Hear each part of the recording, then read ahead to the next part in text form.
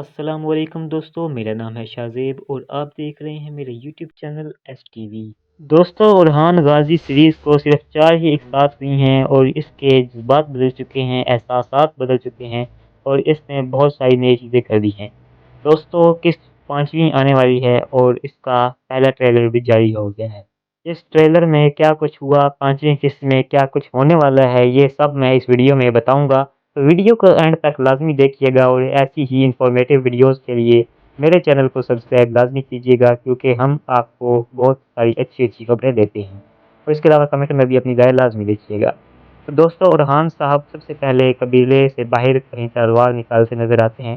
اس کے بعد ارحان سردار ایک جرگے میں نظر آتے ہیں، جہاں عثمان سردار تقریر کر رہے ہوتے ہیں کہ میں نے پسینے کی بجائے خون بہایا، میں نے دیکھا کہ میرے خواب کو اپنا خواب سمجھنے والا صرف سرداری نہیں بلکہ اپنے وطن کی فکر کرنے والا ارحان سردار تھا۔ جی ہاں دوستو، عثمان سردار نے ارحان سردار کی تعریف کی۔